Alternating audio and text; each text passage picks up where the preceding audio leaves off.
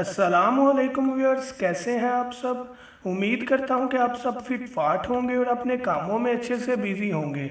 मैं हूं मोहम्मद अरहम नवीद और अरहम्स पैरट्स किंगडम चैनल में आपको वेलकम करता हूं। व्यूअर्स, आज की जो वीडियो का टॉपिक है वो इस चीज़ के बारे में है कि ऑस्ट्रेलियन पैरट्स के बेबीज मरते क्यों हैं।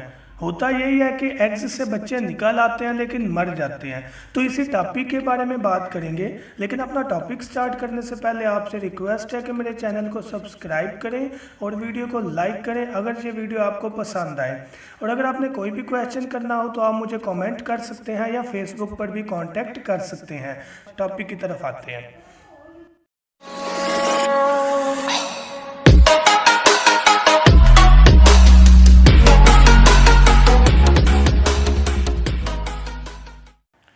तो व्यूअर्स, 3-4 चीज़ें नज़र में आई हैं जिनकी वजह से अक्सर बेबीज़ मर जाते हैं, बल्कि ज़्यादातर मर जाते हैं।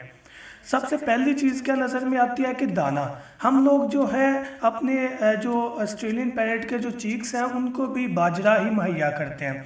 भाई याद रखिएगा कि बाजरा बहुत सख्त फीड है, इतना सख्त दाना है कि ये हमारा जैसा स्टोमिक जो है उसको भी टाइम लगता है। तो जो बच्चे होते हैं उनको टाइम लगता है इसको एडजस्ट करने में, वो इसको एडजस्ट नहीं कर सकते, हजम नहीं कर सकते, जिसकी वजह से उनकी मौत हो जाती है। तो आपने ये ज़रूर ध्यान में रखना है कि जब भी चीक्स निकलने वाले हों तो आप सॉफ्ट फूड मुहैया करें या मिक्स दाना दें, ताकि पैरेट को जो नरम दाना लगे वो अपने बेबीज़ को खिलाएं।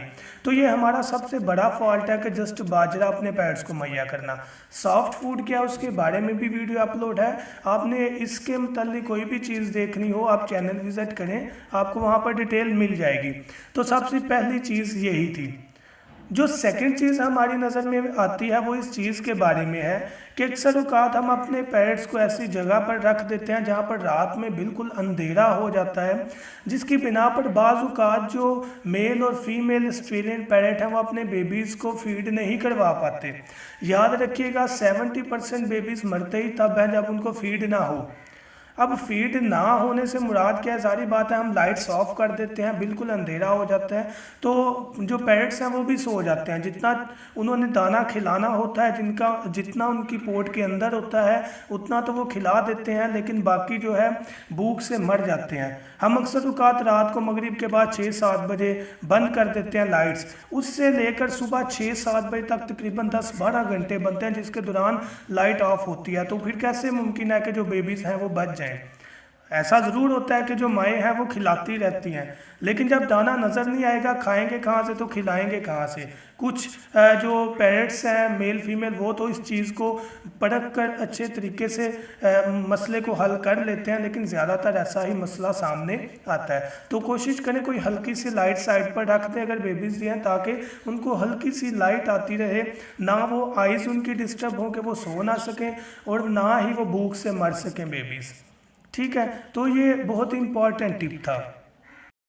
जो थर्ड टिप नज़र आता है व्यूअर्स वो इस चीज़ के बारे में है कि अक्सर जो बेबीज़ निकलते हैं उनमें विटामिन या कैल्शियम की कमी रह जाती है, क्योंकि हमने अपने पैरेट्स को ऐसी फूड नहीं दी होती जिससे वो अपने पैरेट्स को, अपने बेबीज़ को अच्छे तरीके से पैदा कर सके, मतलब हेल्दी पैदा करें।